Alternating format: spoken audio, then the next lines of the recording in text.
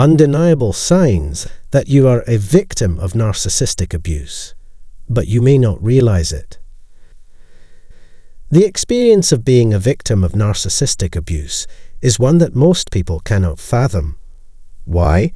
Considering that the vast majority of people are unaware of the steps necessary to survive a narcissist. You can expect them to question why, if you decide to stay longer than expected. How you managed to tolerate that is beyond me. Why you didn't see that coming is beyond me. Why didn't you just tell them what was wrong if you had a problem with them? In other words, that's not all. Questions that cast doubt on the reality of one's experience in the aftermath are particularly isolating and invalidating because of this. You test my honesty by wondering if I'm making it up. Am I making a big deal out of nothing? Did I just sound completely bonkers? Definitely not. And in a moment, I'll explain why. Danish here, specializing in helping people recover from all kinds of narcissistic abuse. In this segment, I will discuss the 5 most telling signs that you have experienced narcissistic abuse. Before we get started, I'd appreciate it if you could subscribe to this channel by clicking the subscribe button and the bell icon. Let's get started then. To start, you have a distorted view of who they truly are. Narcissists are like chameleons in that their behavior towards you will alter dramatically at different stages of the relationship. You could think they're pleasant at first, but as their control over you increases, their actual nature will become clear and a monster will materialize right in front of your eyes. This abomination, however, does not persist on the surface for very long before the person returns to their lovely, everyday self, so that you can't possibly break free of the link by the slightest margin. They never let you see the real person and are always inconsistent. This inconsistency creates mental and emotional disquiet. Just as there is a discrepancy between the good and negative memories you have stored away in your mind, there is a corresponding polarity between your own shifting mental and emotional states. True compatibility occurs when 2 people have many things in common. They're not like Dr. Jekyll and Mr. Hyde, always changing identities to the point that you start to question if they're even together. Dealing with a narcissist, on the other hand, is a never-ending source of confusion because you simply cannot understand how someone can be so wicked and brutal one minute and so charming and innocent the next. Your mind struggles to make sense of the paradox that the same person who brings you temporary comfort is also the root cause of much of your anguish. All the confusion starts at that point. The question, are they genuinely a narcissist, has entered your mind. If so, it's perplexing that they would do something kind. What, if anything, did they do to make a particular time in your relationship memorable? In a healthy relationship, the questions you raised would never be brought up. Do you have trouble recalling the person's name when asked to identify them? Can you believe that's who they are? In order to make other survivors feel less alone, your comments are greatly appreciated.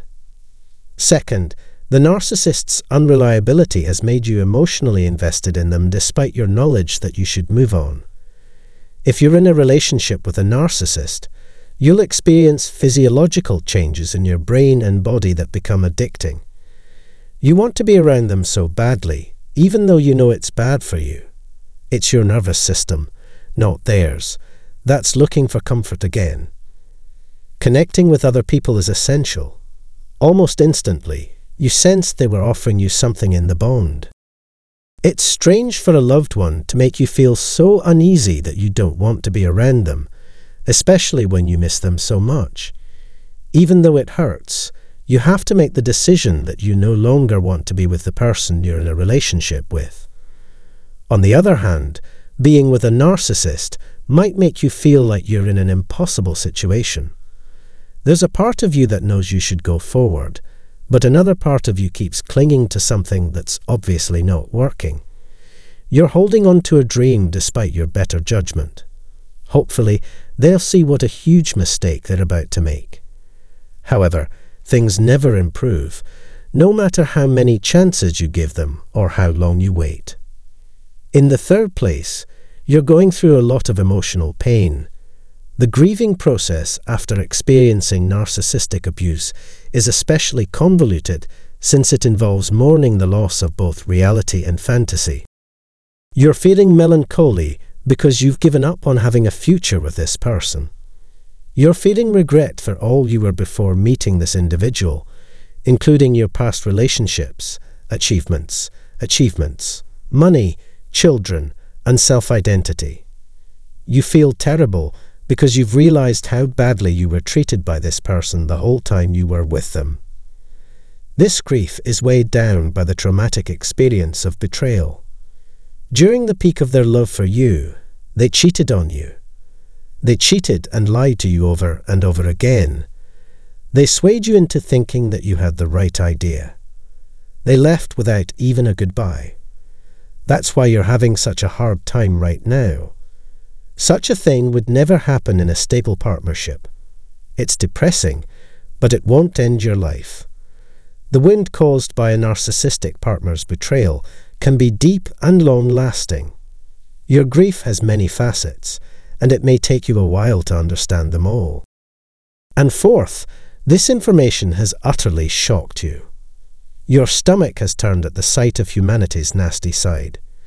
You've been scammed, robbed, and deceived into thinking a pretty lie is a truth. For our hopes, they peddled us a nightmare. You can't believe it. Their performance has turned your world upside down. That someone could be so mean and vicious baffles you. You just can't wrap your head around the idea that someone could have such a sudden change of heart.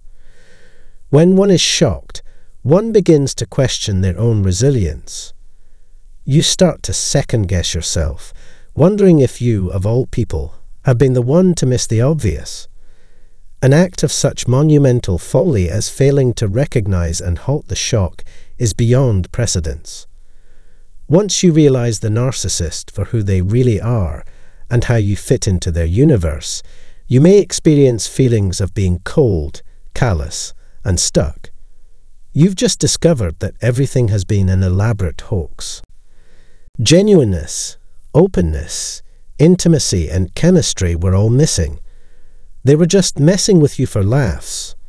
No matter how hard you try, you just can't wrap your head around the fact that this person is human. As the fifth most frequent misunderstanding, you showed symptoms of post-traumatic stress disorder, PTSD, as well as those of narcissistic abuse trauma in the most recent episode. You can't get to sleep, can't keep food down, can't focus, and can't recall things.